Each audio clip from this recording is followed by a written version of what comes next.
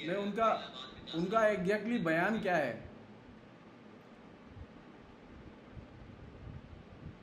धनंजय जी? क्या सर? उनका बयान क्या है एग्जैक्टली? जी,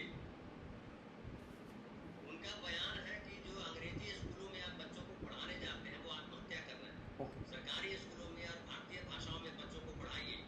बच्चों को पढ़ाएंगे भारतीय भाषाओं में तो बच्चे ज़्यादा तरक्की करेंगे, क्योंकि अंग्रेजी में जो बच्चे पढ़ते हैं वो रटंत विद्या घुटंत जो है ना, तोता हो जाते हैं, रट्टू हो जाते हैं, ऐसा उनका कहना है। मैं पहली बात तो ये कहना चाहता हूँ कि मैं इसके बिल्कुल पक्ष में हूँ कि सरकारी स्कूलों में बच्चों को पढ़ाया जाना चाहिए, और इसके लिए किसी और कायदे की ज़रूरत नहीं है।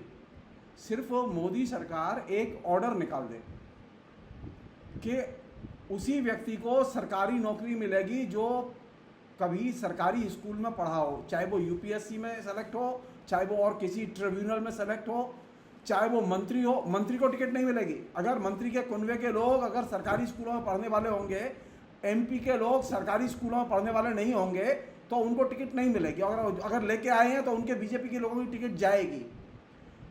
खाली ये यानी सारी जितनी भी विपत्तियां हैं, मुश्किलें हैं, सब जनता के लिए। ये कौन सा तरीका है? ज्यादा नहीं, दूर मत जाइए। ये जो सकलानी साहब है ना, इन सकलानी साहब से कहिए कि 2 पन्ने हिंदी में लिख के दिखाइए पहले।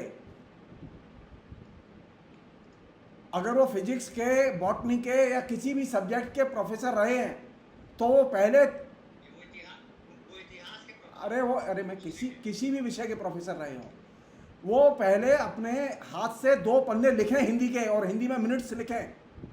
एनसीईआरटी के मिनट्स हिंदी में लिखे जाएं। ये भाषा को लेकर उपदेश जो बीजेपी के लोग देते रहते हैं जनता को कि जनता जन भाषा पढ़े, जनता जो है लोकल भाषा पढ़े, जनता जो है वर्नाकुलर लैंग्वेज पढ़े। अरे भाई, ये उपदेश की बात नहीं है। हकीकत क्या है? हकीकत यह है कि ये जितने भी लोग हैं, इनके सारे बच्चे वो अंग्रेजी मीडियम के स्कूलों में जाते हैं। ये कोई सरकारी स्कूलों में नहीं जाते। खाली इतना बता दें, वो अपनी तरफ से बता दें, सकलानी साहब के बच्चे कहाँ किस स्कूल में पढ़ते हैं। सरकारी मीडियम में पढ़ने वाले, सरकारी स्कूलों में पढ़ने वाले बच्चे, उनकी संख्या बहुत ज़्यादा, ये सच है। लेकिन ये जो उपदेश देने वाले लोग हैं, ये आचरण से पहचाने जाने चाहिए। मैं कह रहा हूं कि मैं इसके पक्ष में हूं कि सरकारी स्कूलों में बच्चे पढ़ें, लेकिन ये मेरे आचरण में आनी चाहिए पहली चीज। ये जो परोपदेश कुशल बहुतेरे वाला जो मामला है, ये नहीं चलने का। इन लोगों ने किया ये है कि ये दुनिया से या हिंदुस्तान की जनता से कह रहे हैं कि आप वर्नाकुलर लैंग्वेज को पढ़िए, हम अंग्रेजी मीडियम में पढ़ेंगे और हम फिर बड़े आदमी बनेंगे, हम मल्टीनेशनल्स में जाएंगे, हम यूपीएससी में जाएंगे, हमारे बच्चे तमाम सरकारी पदों पर जाएंगे। नहीं, ये 2 चीजें एक साथ नहीं चलेंगी। भाषा का प्रश्न आचरण का प्रश्न है, ये सिर्फ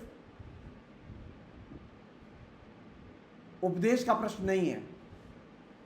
मुझे अच्छा लगता अगर नरेंद्र मोदी और उनकी कैबिनेट के लोग जो अपनी अपनी भाषा से आए हैं, वो अपनी अपनी भाषा में बोलते हैं, और नरेंद्र मोदी खुद अपने हाथ से गुजराती में लिखते।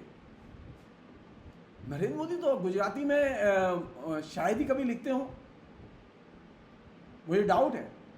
ये जो मैं चीज़ कह रहा हूँ वो ये कि आरएसएस के जो लोग जो वर्नाकुलर लैंग्वेज की बात करते हैं, और ये साहब बिना आरएसएस के संबंध के तो वहाँ वो पद मिलता नहीं है एनसीईआरटी का। तो ये जितने भी लोग हैं, ये सारे के सारे लोग, इनकी पूरी कोशिश ये होती है कि जनता को उपदेश दो और अपने आचरण मत करो। ये सारी मुसीबत की जड़ यही है हमारे हिंदुस्तान की शिक्षा की नीतियों के संदर्भ में। एक और चीज़ है जो कि बहुत ही इंपॉर्टेंट चीज़ है, जो कि आपने अभी बात उठाई। उन्होंने कहा कि सरकारी स्कूलों में भेजें, प्राइवेट स्कूलों में ना भेजें। इसकी कोई ज़रूरत नहीं है बोलने की। आप खाली प्राइवेट स्कूल को सरकारी स्कूल में कन्वर्ट कर दीजिए, यानी शिक्षा का राष्ट्रीयकरण कर दीजिए। क्या परेशानी है इसमें? ये उपदेश देने की क्या ज़रूरत है? पहले जब आपने ये ओपन कर दिया है कि लोग प्राइवेट स्कूल भी खोल सकते हैं सरकारी स्कूलों की तरह, तो वे स्कूल चलाने के लिए अपने जो भी तरीके हैं वो इस्तेमाल करेंगे।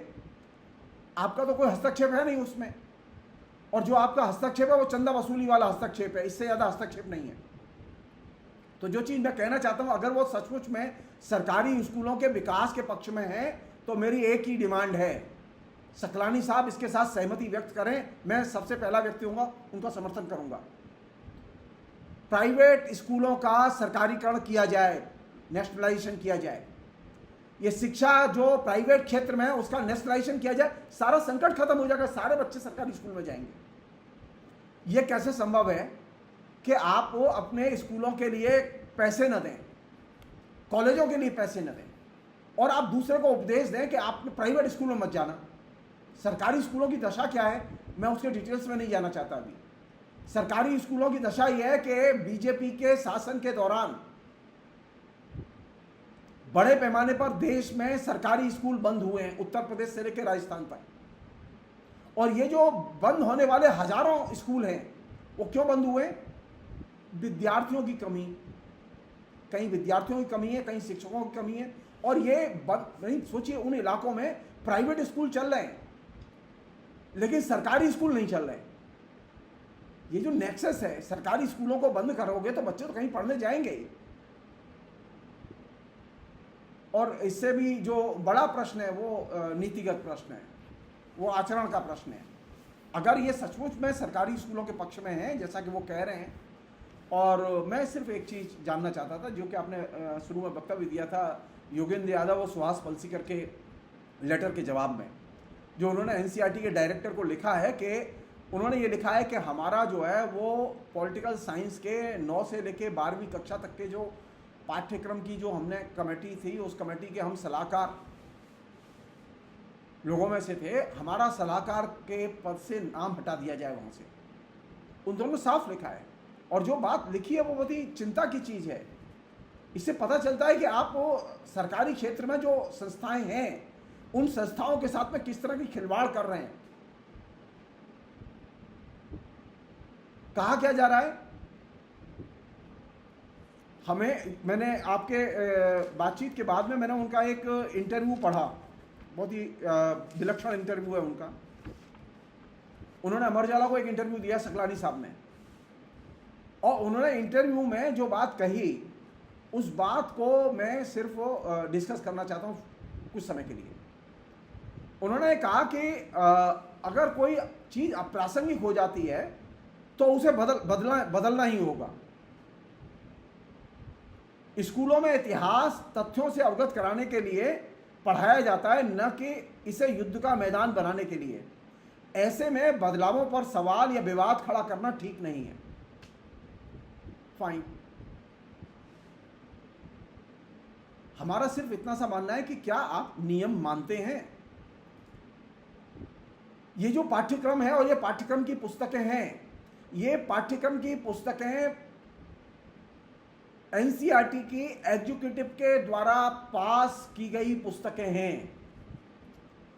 एनसीईआरटी ने जो अपनी कमेटी बनाई इन पाठ्यक्रमों के लिए, उन कमेटियों के द्वारा पास की गई पुस्तकें हैं, बिना कोई कॉन्क्रीट रीजन के। मतलब कोई ऐसी चीज है जो इन पुस्तकों में है जो अप्रासंगिक हो गई है? हम कह सकते हैं कि अयोध्या अप्रासंगिक हो गई है? क्या हम ये कह सकते हैं? सकलानी साहब कहें कि अयोध्या अप्रासंगिक है, अयोध्या के बारे में नहीं पढ़ाया जाना चाहिए?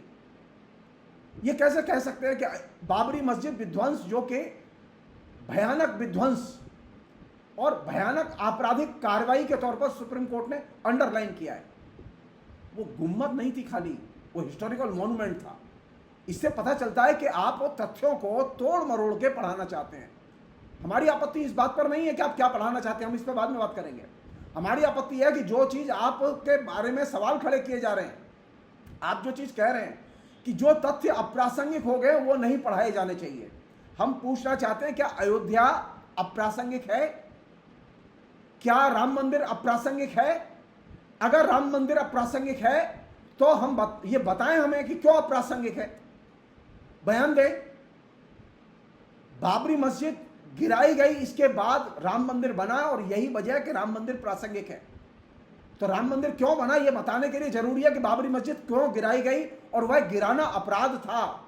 सुप्रीम कोर्ट के जजमेंट में अंडरलाइन करके लिखा हुआ है, वह क्राइम था। बच्चों को ये तथ्य बताया जाना चाहिए कि वह क्राइम था और वो क्राइम जिन लोगों ने किया उनके बारे में बच्चे जागरूक बने।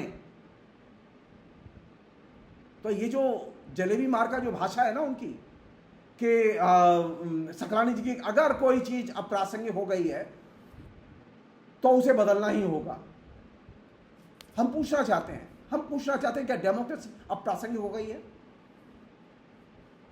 क्या हिंदुस्तान के 75 साल का डेमोक्रेसी का डेवलपमेंट, क्या हिंदुस्तान का पहला शिक्षा मंत्री जिसने शिक्षा की नींव डाली, हिंदुस्तान में आधुनिक शिक्षा की नींव डाली, वो अप्रासंगिक हो गया जिसको आपने अपने पाठ्यक्रम से निकाल दिया? जी नहीं। ये जो कुतर्क है, अप्रासंगिक नाम से जो कुतर्क दिया जा रहा है, इस कुतर्क की आलोचना की जानी चाहिए। इस कुतर्क को एक्सेप्ट नहीं किया जा सकता। हम ये कैसे एक्सेप्ट कर सकते हैं? जैसा कि उन्होंने कहा है पाठ्यक्रम युद्ध का, अरे युद्ध का मैदान तो आप बना रहे, आप सत्ता में आए, कोई चीज ऐसी बदली है आपके सत्ता में आने के अलावा? कौन सी चीज बदली है जिसकी वजह से आप पाठ्यक्रम बदलना चाहते हैं? कोई तर्क बताइए कि हम पाठ्यक्रम इसलिए बदलना चाहते हैं कि यह चीज बदल गई है। अयोध्या नहीं बदली, बाबरी मस्जिद का विध्वंस नहीं बदला, हिंदुस्तान में डेमोक्रेसी नहीं बदली, और हिंदुस्तान में डेमोक्रेसी नहीं, एनसीईआरटी की कमेटी ने जो चीज पास की, आपने उस कमेटी से पूछा तक नहीं, कंसल्ट तक नहीं किया। जो लोग उसके सलाहकार हैं, सुहास पलसीकर और योगेंद्र यादव, जिन्होंने चिट्ठी लिखी है, वो कष्ट के साथ चिट्ठी लिखी है, उनसे आपने पूछा तक नहीं, उन्हें बताया तक नहीं कि आपने जो चीज बनाई थी हम उसे बदलना चाहते हैं। ये सामान्य सभ्यता नहीं है आप में। आप चाहते हैं हिंदुस्तान के लोगों को सभ्य बनाना और सभ्यता सिखाना, यह संभव नहीं है। यह सभ्यता सिखाना नहीं है, बल्कि असभ्यता सिखाना है कि जिन लोगों ने आपको अब तक पाठ्यक्रम की पुस्तकें दी, उन लोगों को आप फोन करके भी नहीं बता सकते कि योगेंद्र यादव जी हम आपकी अब पुस्तक बदलना चाहते हैं, बताइए क्या करें। नहीं, ऐसा नहीं हो सकता। और वो जो पुस्तक जो उन्होंने तैयार की, वो बाकायदा यशपाल कमेटी की रिपोर्ट के आधार पर तैयार की, जो कमेटी की रिपोर्ट पार्लियामेंट से पास की गई, जिस कमेटी को एक आइडियल के तौर पर, आदर्श के तौर पर हिंदुस्तान में पाठ्यक्रम की कमेटी के तौर पर जाना जाता है। नरेंद्र मोदी ने जो नई शिक्षा नीति लागू की है, जिसकी कि उन्होंने चर्चा की है, सकलानी जी ने 2020 की रिपोर्ट की, उस रिपोर्ट में तो पाठ्यक्रम के बारे में कोई चीज है ही नहीं। सारे देश के विश्वविद्यालयों में, कॉलेजों में हाहाकार मचा हुआ है। जो शिक्षा नीति नरेंद्र मोदी ने लागू की, उसकी वजह से सारे देश के शिक्षाविद, कॉलेजों के और यूनिवर्सिटी के प्राध्यापक और प्रोफेसर, वो तबाह पड़े हुए हैं। उनके पास में उत्तर नहीं है। अभी एक परीक्षा खत्म हुई, दूसरी आ जाती है, दूसरी के साथ साथ पिछली तीसरी की परीक्षा आ जाती है एक साथ। एक और चीज बता रहा हूं जो आज के हिंदुस्तान में अखबार में ही खबर है और चिंता की खबर है। अब तक यह था कि हमारे यहाँ पाठ्यक्रम में जो हाई स्कूल और 9th 11 इनमें जो पाठ्यक्रम था उसमें 6 विषय पढ़ाए जाते थे, अब 10 विषय पढ़ाए जाएंगे। सोचिए, यह हिंदुस्तान के बच्चों को और ज्यादा पाठ्यक्रम का बोझ लादना चाहते हैं। और ये जो पाठ्यक्रम का बोझ जितना बढ़ेगा, आप जानिए ट्यूशन इंडस्ट्री और कोचिंग इंडस्ट्री उतनी ही बढ़ेगी। और कोचिंग इंडस्ट्री के बढ़ने का मतलब यह कि हिंदुस्तान में बीजेपी की चंदे की वसूली उतनी ही बढ़ेगी। और फिर तमाम किस्म की नीट जैसी जो धांधलियां हैं वो बार बार होंगी, क्योंकि ये एक नेक्सस है और एक पूरा प्रोसेस है। आप पढ़ाई की प्रक्रिया में पहली चीज कौन सी दाखिल कर रहे हैं? आप दाखिल ये कर रहे हैं कि आप 6 की बजाय 10 पेपर पढ़ेंगे बच्चे। जी नहीं, ये नहीं होना चाहिए, ये नहीं होना चाहिए। आप पाठ्यक्रम बनाना चाहते हैं, आप बनाइए, नया पाठ्यक्रम बनाइए, लेकिन पाठ्यक्रम बनाने के लिए प्रोफेशनल लोगों की मदद लीजिए। नरेंद्र मोदी की मुश्किल यह है कि उनके पास में प्रोफेशनल लोग नहीं है जिनका के एकेडमिक कंट्रीब्यूशन है।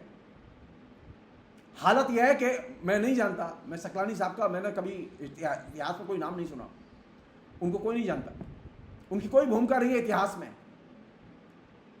तो जो अगर मुझे इतिहास की पुस्तक बनानी होगी तो इतिहास में जिन्होंने मौलिक खोजें की हैं, जिन्होंने लगातार जीवन भर अनुसंधान किया है, मैं उनकी मदद लूंगा। ये जो पाठ्यक्रम बने थे, उस पाठ्यक्रम के लिए आप यशपाल कमेटी की जो रिपोर्ट है 2005 वाली, जिसके आधार पर ये पाठ्यक्रम बने, जिनको ये बदला जा रहा है, और जिसकी वजह से विवाद खड़ा हुआ है, उस रिपोर्ट को आप उठाइए, आप देखिए उसमें सारे के सारे लोग अपने क्षेत्र के टॉप इंटेलेक्चुअल और एकेडमिशियन शामिल किए गए। नरेंद्र मोदी की स्थिति इतनी खराब है, क्या बोलूं मैं, कि वो उनको इंटेलेक्चुअल नहीं मिलते हिंदुस्तान में जो रिसर्च करते हो एजुकेशन में। नहीं, दो चीजें नहीं चलेंगी, छात्रों के जीवन के साथ खिलवाड़ नहीं चलेगा और जनता के पैसे की अंधी लूट नहीं चलेगी। ये जो अभी शिक्षा के नाम पर जनता के पैसे की अंधी लूट हो रही है, इसके खिलाफ में कोई स्टैंड नहीं है इनका, ये कोई स्टैंड नहीं है। और शिक्षा का जो स्तर गिरा है इसके बारे में कोई स्टैंड नहीं है, इनको कोई चिंता नहीं। जो आपने अभी जो दिखाया कि मंत्री एक सामान्य सी पंक्ति नहीं लिख पा रही है, अरे आप मंत्री की बात कर रहे हैं, मैं तो कह रहा हूं प्रधानमंत्री, मैं कह रहा हूं हिंदुस्तान का शिक्षा मंत्री धर्मेंद्र प्रधान, वो उड़िया में खाली 2 पन्ने लिख के दिखाए। लाइव टेलीकास्ट होना चाहिए कि वो उड़िया में 2 पन्ने लाइव लिख रहा है, मैं खुश होऊंगा इस बात से। हालत यह है कि जो व्यक्ति अपनी मातृभाषा से जहां से निकल के आता है और वो पूरे देश को उपदेश दे रहा है, वो अपनी मातृभाषा में लिखना भूल चुका है। और ये जो दुर्घटना है, ये दुर्घटना एक दिन में नहीं घटी, ये चीज समझने की है। ये जो बच्चों के जीवन के साथ खिलवाड़ वाली बात, एक और चीज है जो उन्होंने कही है, बड़ी मजेदार। सकलानी साहब बहुत ही बुद्धिमान आदमी है, इस बात के लिए उनकी प्रशंसा की जानी चाहिए। हम अभी नागरिक नहीं बना रहे, वो कह रहे सकारात्मक नागरिक। उनके इंटरव्यू में ये बात है कि इस पाठ्यक्रम का जो एनसीईआरटी के पाठ्यक्रम का जो लक्ष्य वो क्या है, सकारात्मक नागरिक तैयार हो। ये जो सकारात्मक एक सेकंड के लिए दखल देना। हमारे बिहार में बोला जाता है कि ब्लंडर मिस्टेक, वैसे ही ब्लंडर मिस्टेक जो है ना, मिस्टेक से काम नहीं चलता, ब्लंडर अपने आप में है, लेकिन ब्लंडर मिस्टेक जी। अब वो कह रहे हैं कि अरे भाई सिंपल सी बात यह है कि आप सभ्यता के विकास के जितने भी चरण हैं हिंदुस्तान के, उनकी अब आप बच्चों को शिक्षा देंगे तो वो अच्छे नागरिक बनेंगे। ये सकारात्मक नागरिक क्या होता है भाई? सकारात्मक नागरिक का मतलब है कि उसे कंठीधारी और चोटीधारी और अंधविश्वासी बनाना। मैं बहुत साफ कहना चाहता हूं, नागरिक होता है वो, जैसे होता है ना, ये आपने देखा हो कई दुकानों पर लिखा रहता है शुद्ध देसी घी की दुकान। तो ये शुद्ध देसी घी की दुकान, अरे देसी घी तो शुद्ध है ही, अब उसमें शुद्ध लिखने का मतलब क्या है? तो ये जो हमारे सकलानी साहब हैं, ये नागरिक को सकारात्मक नहीं मानते, इसमें सकारात्मक विशेषण लगाने की जरूरत है इनके लिए। इससे इनकी विवेकवादी बुद्धि का पता चलता है कि इनका विवेक एकदम इर्रेशनल हो चुका है।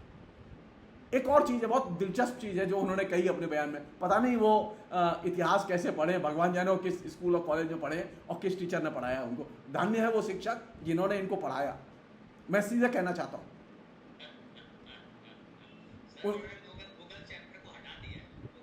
नहीं, अरे मैं कह रहा हूं सारे चैप्टर हटा दो, खाली रेशियो के चैप्टर पढ़ाओ, मुझे कोई आपत्ति नहीं है, मुझे कोई आपत्ति नहीं है, सारे वैदिक ऋषियों के चैप्टर पढ़ाओ, मैं पक्ष में हूं।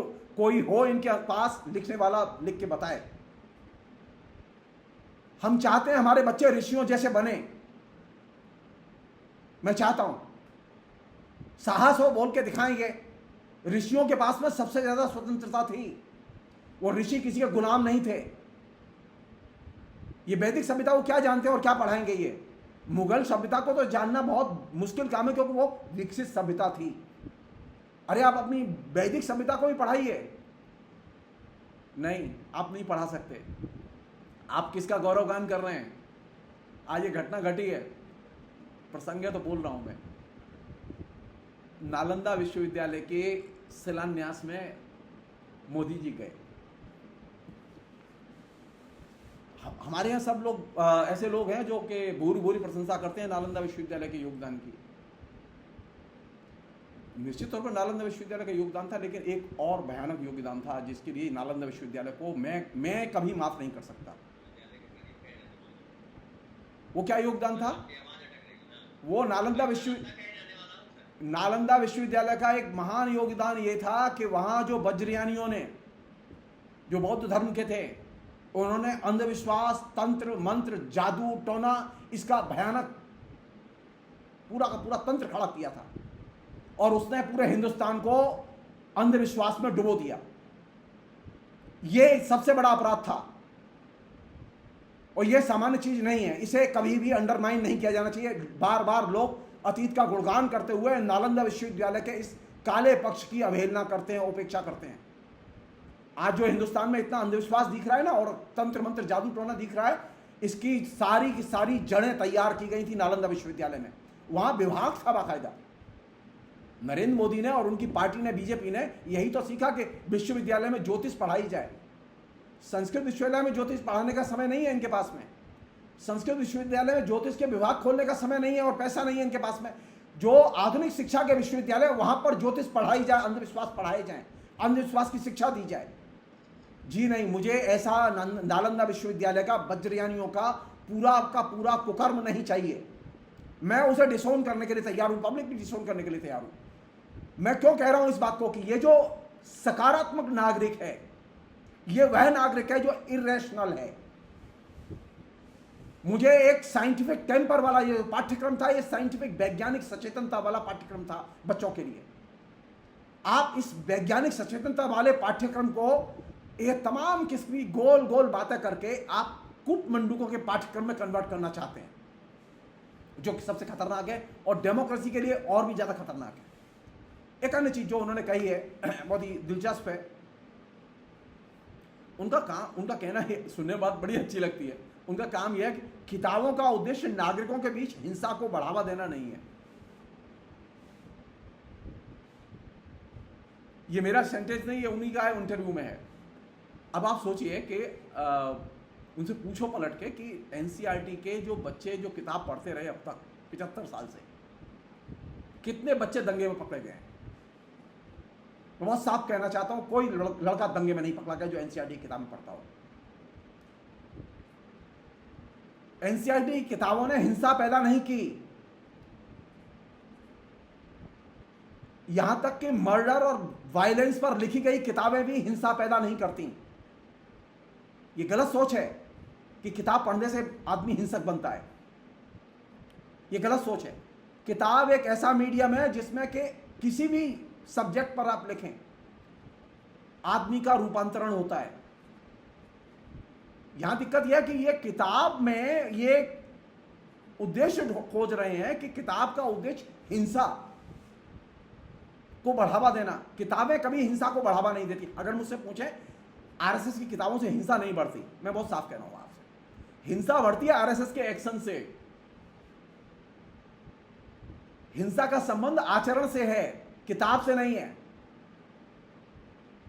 किताबों से हिंसा नहीं बढ़ती। और ये जो एनसीईआरटी की किताबें हैं, ये साइंटिफिक टेम्पर की किताबें नहीं है, ये वायलेंस की किताबें नहीं रही हैं। ये साइंटिफिक टेम्पर के जरिए लिखी गई किताबें, उसके आलोक में लिखी गई किताबें, उनको बदलना, उसके पाठ्यक्रम को बदलना और उसके लिए तर्क देना। और एक और भयानक तर्क दिया है जो कि काफी चिंता की चीज है। अच्छा ये बताओ कि अगर देश में युद्ध हुआ है तो उस युद्ध के बारे में कभी विद्यार्थियों को बताओगे कि नहीं बताओगे? नहीं बताएंगे। वो राम किसको बताएंगे? भारत विभाजन हुआ है, लाखों लोग मारे गए हैं, लोगों को बताओगे कि नहीं बताओगे? मुसलमानों ने किया तो हिंदुओं ने नहीं किया, वो बताएंगे। सवाल ये नहीं है कि आप क्या बताएंगे, पहले ये है कि बताओगे कि नहीं बताओगे। अगर युद्ध के बारे में बताना, दंगे के बारे में बताना, अब कैसे दृष्टिकोण बताओगे, ये सेकेंडरी प्रश्न है, ये दूसरा प्रश्न है।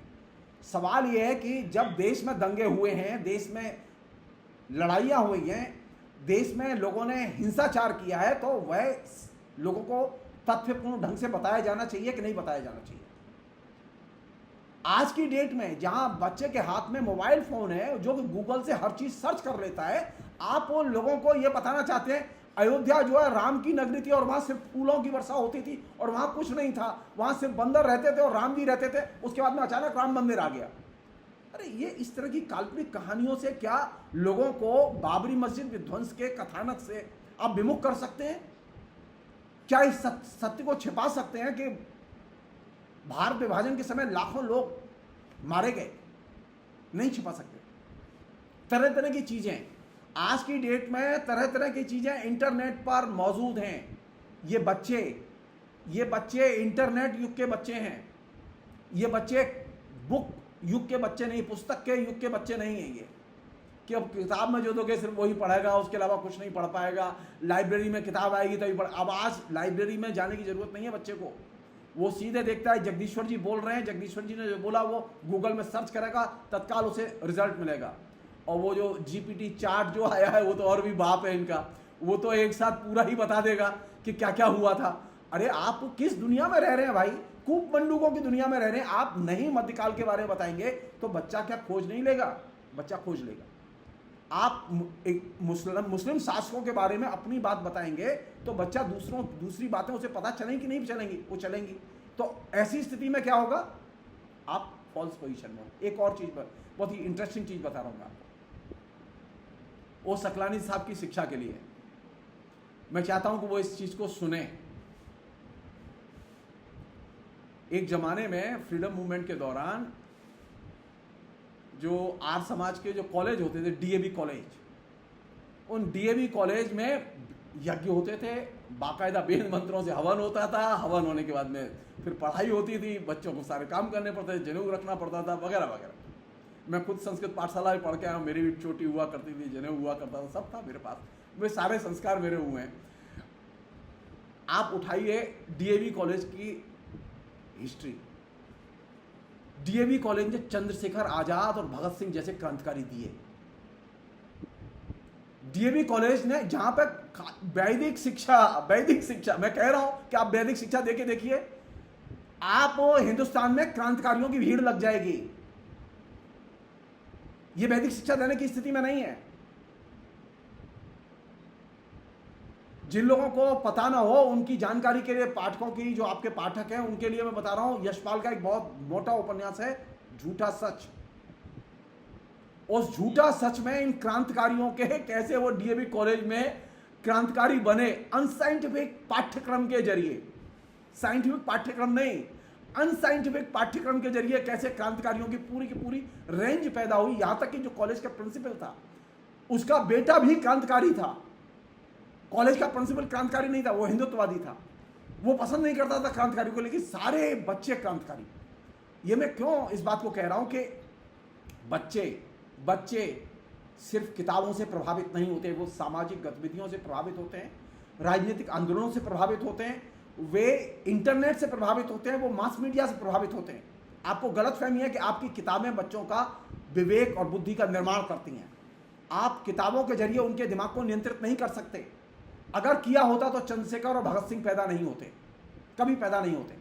ये बात मैं क्यों कह रहा हूं कि ये जो सारी की सारी जो प्रपंच है वो ये है कि किताब में जो पढ़ाएंगे ना बच्चा वैसा ही बनेगा। एक और चीज बहुत ही अच्छी चीज बता रहा हूं। ये जो सरस्वती शिशु मंदिर वाले हैं जो RSS चलाते हैं और बढ़िया स्कूल हैं, मैं जानना चाहता हूं ये सरस्वती स्कूल वाले ये विदेश क्यों चले जाते हैं?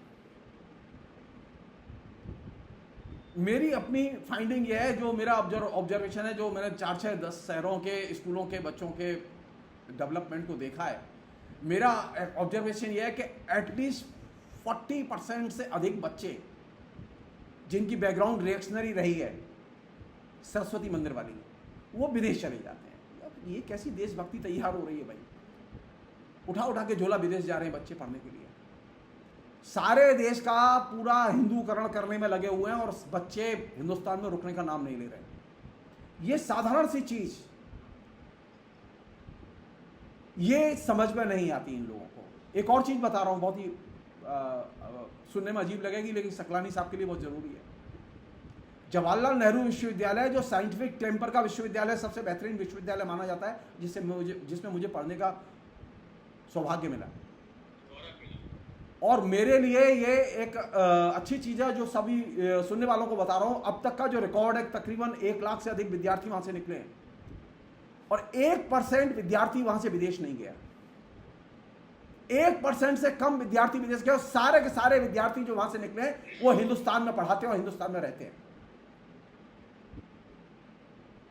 और BHU और ये IIT जहाँ पर आप सबसे ज़्यादा पैसा खर्च करते हैं, वहाँ के बच्चे कहाँ जाते हैं देश सेवा के लिए? आईआईटी का बच्चा पास होता ही सीधे भागता है विदेश की ओर। मेडिकल से जो लड़का पास किया वो सीधे भागता है विदेश की ओर। ये जो विदेश की ओर भागने वाली जो भीड़ है, और ये इनमें वे लोग ज़्यादा हैं जो कि जय श्री राम वाले हैं, राष्ट्रभक्त। ये पाठ्यक्रम से देशभक्ति पैदा नहीं होती। सबसे ज़्यादा अच्छी किताबें पढ़ाई जाती हैं जवाहरलाल नेहरू विश्वविद्यालय में, लेकिन सबसे अच्छे देशभक्त जवाहरलाल नेहरू विश्वविद्यालय पैदा किए वो देश में हैं, देश के विभिन्न शहरों में हैं, और वे काम कर रहे हैं विभिन्न मंत्रालयों और उनके नीचे संस्थानों में काम कर रहे हैं। क्यों ये बात कह रहा हूं मैं आपसे? एक जवाहरलाल नेहरू विश्वविद्यालय जो जिस पर सबसे अधिक पैसा खर्च होता है, उसके 1% से भी ब्रेन ड्रेन नहीं है, प्रतिभा पलायन की समस्या नहीं है उसके साथ में, क्योंकि वहां अच्छी शिक्षा होती है और अच्छा नागरिक बोध पैदा होता है। अगर नागरिक बोध कैसा होना चाहिए ये अगर सीखना हो तो एनसीईआरटी की किताबों से नहीं, जवाहरलाल नेहरू विश्वविद्यालय की किताबों से सीखो, जवाहरलाल नेहरू विश्वविद्यालय के प्रवेश से सीखो। एनसीईआरटी से मुश्किल से 1 फरलांग की दूरी पर है वो। मैं सकलानी साहब से कहूंगा कि जाके वहां कुछ समय रहें चुपचाप और देखें बच्चे कितना खुल के आपस में बात करते हैं, प्यार करते हैं, झगड़ा करते हैं, बहस करते हैं, मुबाहिसा करते हैं। आपके एनसीईआरटी के द्वारा संचालित स्कूलों में ये तमाम सामान्य किस्म की स्वतंत्रता बच्चों के पास नहीं है। अनुशासन, पाठ्यक्रम और पाठ्यक्रम का बोझ, जवाहरलाल नेहरू विश्वविद्यालय तो पाठ्यक्रम का कोई बोझ ही नहीं है, जबकि पाठ्यक्रम में बहुत बड़ी बड़ी चीजें हैं। ये चीज समझने की है और इसके लिए कहीं दूर जाने की जरूरत नहीं है। सकलानी साहब खाली अपना गाड़ी लेके जेएनयू चले जाए।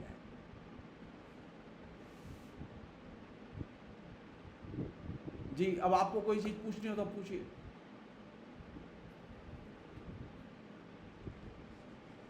हमारे कई साथी लिख रहे हैं। हाँ, एक तो कह रहे हैं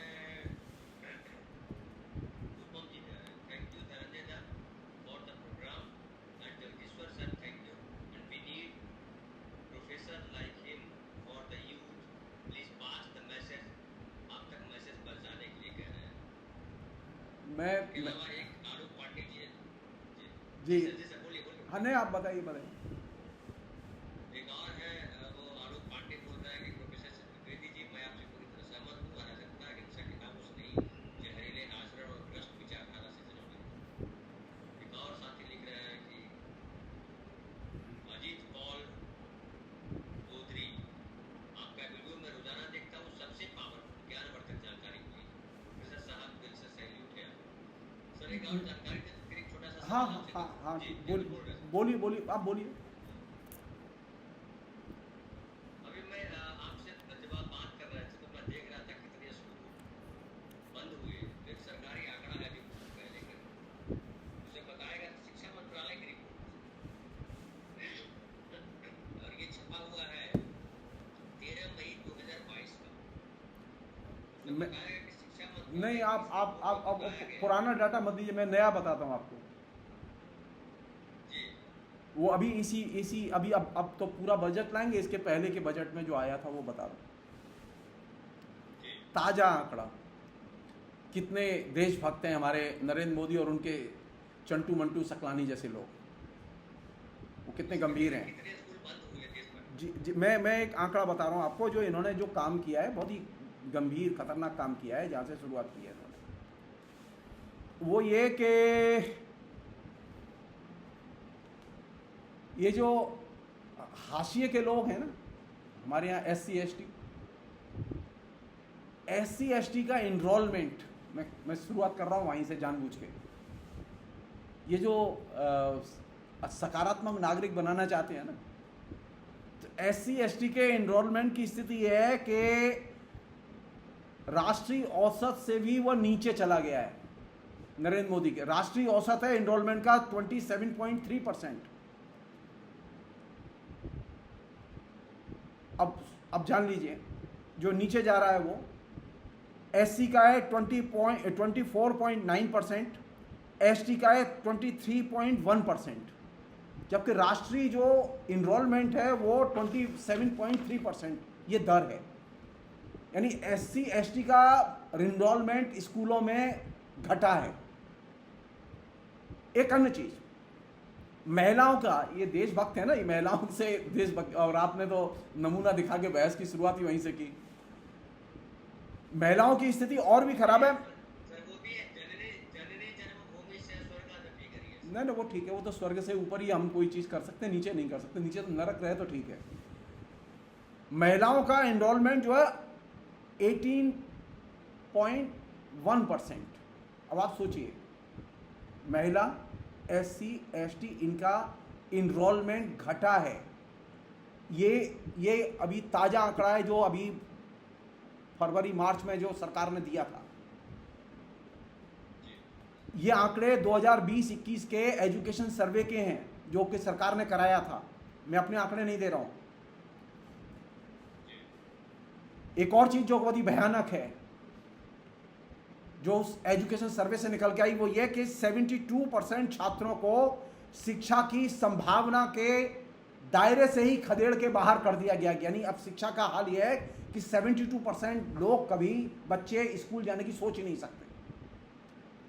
ये मोदी सरकार के दौर में 2020-21 में जो सर्वे तैयार किया गया उसका है। क्यों खदेड़ के बाहर कर दिए गए? उनके पास पढ़ने के लिए पैसे ही नहीं है। क्या देश की सेवा है? अरे सरकारी स्कूल में जाने के लिए भी पैसे नहीं है उसके पास। ये कोई और नहीं कह रहा है, सकलानी साहब। सकलानी साहब आप जान लीजिए, ये एजुकेशन सर्वे का 2020-21 का डाटा है। एक अन्य चीज जो कि बहुत ही चिंता की चीज है, स्कूली शिक्षा के लिए कहने के लिए 73,000 करोड़ रुपए आवंटित हैं। सुनने में आंकड़ा बहुत अच्छा लगता है, लेकिन सच्चाई यह है कि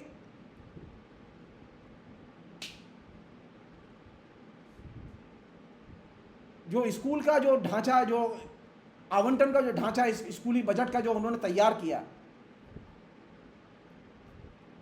अब PM school for rising India, उसके लिए अलॉट किए गए 6,050 करोड़ रुपए। इसमें से 6,448 करोड़ रुपए तो इन स्कूलों के अपग्रेडेशन के लिए हैं। अब आप सोचिए डेवलपमेंट क्या होगा खाली अपग्रेडेशन के करने के लिए। न्यू एकलव्य मॉडल स्कूल के लिए, वो जो बहुत ही प्रोपेगेंडा करते हैं ये लोग, उसके लिए 3,250 करोड़ रुपए पिछले साल यानी 2023 में 3,930 करोड़ रुपए आवंटित किए गए थे, और इस साल कितने किए गए? 3,250 करोड़ रुपए। टोटल स्कूल शिक्षा का बजट 8.3% जो उपरोक्त योजनाओं को आवंटित है, ये जो अभी मैंने जो आंकड़े बताए, बाकी स्कूलों के लिए मात्र 0.7% बजट। अब आप सोचिए, पूरे देश के स्कूलों के लिए पूरे बजट में जो कहने के लिए 73,000 करोड़ रुपए का मोटा अमाउंट दिखाई देता है, लेकिन स्कूलों के लिए एक्चुअल सेंस में 0.7% बजट ही सिर्फ आवंटित किया गया है। ये अभी लास्ट नरेंद्र मोदी की सरकार ने इलेक्शन के पहले जो बजट पेश किया था उसका यह आंकड़ा है। अब आप बताइए कि इससे समाज में असमानता और विषमता बढ़ेगी कि नहीं बढ़ेगी? सवाल यह है कि शिक्षा का लक्ष्य, जैसा कि सकलानी साहब कह रहे हैं, सामाजिक उद्देश्य क्या है शिक्षा का? सामाजिक उद्देश्य नरेंद्र मोदी क्या शिक्षा का? यह असमानता और विषमता को बढ़ाना। सामाजिक उद्देश्य यह नहीं है कि अच्छे नागरिक तैयार करना। मैं एक घड़ी उनकी भाषा को मान भी लूं, क्योंकि वे बजट आवंटित ही नहीं करते, वे स्कूल खोलना ही नहीं चाहते, वे बच्चों को मोटिवेट नहीं करना चाहते। उन्होंने स्थितियां इतनी खराब कर दी हैं। अब सब लोग अगर 5 किलो के राशन पे गुजारा कर रहे हैं तो बच्चा स्कूल कैसे जाएगा? बच्चा स्कूल नहीं जाएगा। हम लोग चर्चा ही नहीं करते कि वो 44 करोड़ जो खेतिहर मजदूर है उनके बच्चे स्कूल क्यों नहीं जाते। हम बात नहीं करते उनके बारे में। सकलानी साहब के पास में एक शब्द नहीं उनके अपने किसी भी स्टेटमेंट में। मेरी चिंता के क्षेत्र में वे बच्चे हैं जो कभी स्कूल नहीं जा पाते, जिनके पास में बैठने की, खाने की, सोने की जगह नहीं है, घर में जगह नहीं है। किसकी बात कर रही है? किन बच्चों को स्कूल पहुंचाना चाहते हैं? मैं सरकारी स्कूल की बात कर रहा हूं खाली। मैं प्राइवेट स्कूलों में जाने वाले जो महंगी फीस से जाने वाले बच्चे उनकी बात नहीं कर रहा हूं। वे गरीब बच्चे। हिंदुस्तान गरीबों का देश है और गरीबों में भी खेत मजदूरों और खेतिहर जो लैंडलेस लेबर है, माइग्रेटेड लेबर है, करोड़ों लोग हैं, उनके बच्चे स्कूल जाते हैं, जानते हैं कहाँ, कैसे, किस अवस्था में? सकलानी साहब को मालूम नहीं है, क्योंकि सकलानी साहब ने कभी वो बस्तियां देखी नहीं है। ये चीज समझने की है कि हिंदुस्तान में जो अभी शिक्षा का जो थ्रस्ट एरिया है, पाठ्यक्रम जानते हैं ये बहाना है, असल चीज है विषमता को बढ़ाना और असमानता को बढ़ाना। नई जो शिक्षा नीति जो नरेंद्र मोदी ने लागू की है, उसका परिणाम बता रहा हूं। दिल्ली विश्वविद्यालय के 100 कॉलेज हैं। पहली बार हिस्ट्री में हुआ जब ये पाठ्यक्रम लागू किया गया, तो उसके बाद में दिल्ली विश्वविद्यालय में दाखिले के लिए मार पड़ती थी, सीटें खाली नहीं रहती थी। इस बार स्थिति ये रही कि 20,000 सीटें खाली रह गई। अब आप सोचिए, जिस देश में दिल्ली के अंदर सीटें खाली रह जाएं, उस देश में शिक्षा का कितना विकास होगा? नहीं, आप मोटिवेट नहीं कर रहे लोगों को, क्योंकि लोगों के पास पैसे नहीं है, लोगों को इनकम नहीं है, लोगों की आमदनी नहीं बढ़ेगी। आखिरी बात मैं इस पूरे डिस्कशन के संदर्भ में, शिक्षा का उद्देश्य देश की आर्थिक उन्नति होना चाहिए।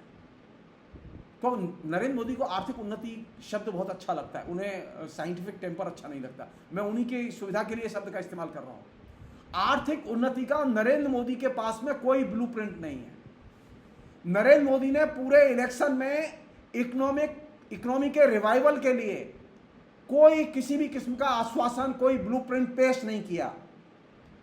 बिना आर्थिक रिवाइवल किए, आप हिंदुस्तान की अर्थव्यवस्था को चंगा किए बिना आप हिंदुस्तान की शिक्षा को दुरुस्त नहीं कर सकते। भविष्य बहुत खराब लग रहा है मुझे। जो लोग सोच रहे हैं ना नरेंद्र मोदी बहुत महान है और अभी अच्छे काम करेंगे, मैं उन्हें एक अपना अनुभव बताए दे रहा हूँ। बिहार में मैं गया सिलेक्शन कमेटी में। ये जो स्कूलों में जो टीचर पढ़ाते हैं ना, उनकी टीचरों की ट्रेनिंग के लिए जो टीचर तैयार किए जाते हैं, उन ट्रेनिंग कॉलेजों में 32 कॉलेजों में शिक्षक नियुक्त होने थे। बाई चांस की बात थी कि उसकी सब्जेक्ट कमेटी का मैं एक्सपर्ट था। अब आपको मैं अपना अनुभव बता रहा हूँ। एक शिक्षक आए इंटरव्यू के लिए, मैंने पूछा भाई क्या पढ़ाते? बोले सर हिंदी पढ़ाता हूँ। तो मैंने कहा कि अच्छा, जो हिंदी पढ़ाते हो उस पाठ्यक्रम में कविता का नाम बताओ। जानते हैं वो शिक्षक 10 साल से किताब पढ़ा रहा है, लेकिन उसे पाठ्यक्रम में कविता किस शीर्षक से है उसका नाम नहीं मालूम। तो मैंने पूछा उससे, मैंने कहा भाई ये बता मुझे, अच्छे से ये बता कि तू स्कूल जाता है कि नहीं जाता है पढ़ाने? तो उसने कहा नहीं, मैं तो खेत में रहता हूँ, मैं स्कूल जाता ही नहीं। वो टीचर्स ट्रेनिंग कॉलेज में वो टीचर बनेगा, मैं उसे रोक नहीं सकता था, क्योंकि वो सारी चीज़ें पास करके आ गया था। मेरे हाथ में जरा से नंबर थे। मैंने बिहार पब्लिक सर्विस कमीशन के चेयरमैन को कहा कि उठा के देखिए आप, जो विद्यार्थी इंटरव्यू देने आया है, मैं हिंदी सब्जेक्ट में था, इंटरव्यू देने आया, तो मैंने कहा कि तुम भाई क्या पढ़ाते थे? तो उसने कहा सर मैं ज्योग्राफी पढ़ाता था। अरे मैंने कहा तुम हिंदी के टीचर ज्योग्राफी पढ़ाते थे? बोले हाँ सर मैं वहाँ ज्योग्राफी पढ़ाता था। अच्छा, मैंने कहा अच्छा ठीक है।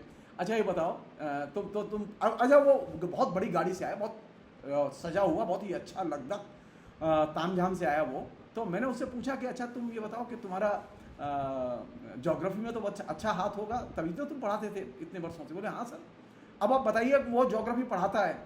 तो मैंने उससे पूछा कि आसाम की राजधानी कौन सी है? जानते हैं वो आसाम की राजधानी का नाम नहीं जानता था, वो मणिपुर की राजधानी का नाम नहीं जानता था। उससे मैंने पूछा कि पटना का क्षेत्रफल कितना है, ये बता दे खाली इतना सा, तुम पटना में रहते हो इतने दिन से। उसे ये नहीं मालूम था। तो मेरे यहाँ जो स्कूल में जो शिक्षक है, उसकी गुणवत्ता का हाल ये है कि उसे सामान्य सी चीज़ें नहीं आती। किसको हम समझाना चाहते हैं? ये एनसीईआरटी की पुस्तकें डिपेंड करती हैं शिक्षक के ऊपर। तो शिक्षक तो भर्ती किया जा रहा है सिफारिश से, शिक्षक तो गुणवत्ता के आधार पर भर्ती नहीं किया जा रहा है। और जो गुणवत्ता के आधार पर भर्ती नहीं किया जा रहा है, तो उस शिक्षक का उद्देश्य क्या होगा? वो शिक्षक स्कूल में नहीं पढ़ाएगा, वो ट्यूशन पढ़ाएगा। वो स्कूल में उसके पास समय नहीं है, वो तमाम कोचिंग सेंटरों में आपको मिल जाएगा, वो स्कूल में नहीं मिलेगा। और इसीलिए स्कूलों की स्थिति, सरकारी स्कूलों की स्थिति खराब है। मैं जो चीज़ आपसे शेयर करना चाहता हूँ वो ये कि ये सिर्फ पाठ्यक्रम की समस्या नहीं है, बड़ी समस्या है। आपके पास में एक बड़ा विजन, सरकार के पास में बड़ा विजन नहीं है नीतिगत, न शिक्षकों के लिए है, न शिक्षा के लिए, न अर्थव्यवस्था के लिए, न देश के लिए। और भाषा की स्थिति तो सबसे बदतर है। सिर्फ एक ही उदाहरण काफी है शकलानी जी के लिए। डीडी नेशनल टेलीविजन हिंदी का क्यों बैठ गया शकलानी जी, सोच के बताइए। कमाऊ पूत था, सबसे बढ़िया चैनल था, कोई चैनल पैदा नहीं हुआ था, उस समय का चैनल था। सिर्फ एक चीज, आपने प्रोफेशनली उसे चलने नहीं दिया। चैनल को आप यस यस यस यस ये प्रोफेशनल ईमानदारी, और प्रोफेशनल ईमानदारी को निभाने के लिए जो प्रोफेशनल लोग हैं, जिनके एक्सपीरियंस है, उनके एक्सपीरियंस का सम्मान करना, उसे इनकॉर्पोरेट करना। ये जो पाठ्यक्रम की पुस्तकें, ये इन तमाम शिक्षकों के एक्सपीरियंस का हिस्सा थी, जिनको कि ये हटा रहे हैं। ये ऐसे लोगों को ला रहे हैं जिनके पास में कोई अनुभव नहीं है, वो कुछ नहीं जानते। मैं आपको सिर्फ एक छोटी सी चीज बता रहा हूं। अभी पूरे देश में जो विश्वविद्यालय और कॉलेजों में पाठ्यक्रम पढ़ाया जाता है ना, यूजीसी का, दिल्ली में एक दिन मीटिंग हुई, 70-80 प्रोफेसर इकट्ठे हुए। 2 दिन के अंदर डे एंड नाइट मेहनत करके उन 80 प्रोफेसरों ने पूरे देश के लिए एक पाठ्यक्रम बना दिया। अब बताइए, वो पाठ्यक्रम किस काम का? आप क्यों यूनिफॉर्म एक जैसा पाठ्यक्रम सारे देश को पढ़ाना चाहते हैं? वही चीज वो एक स्कूल में भी लाना चाहते हैं। एक जैसा पाठ्यक्रम होना चाहिए।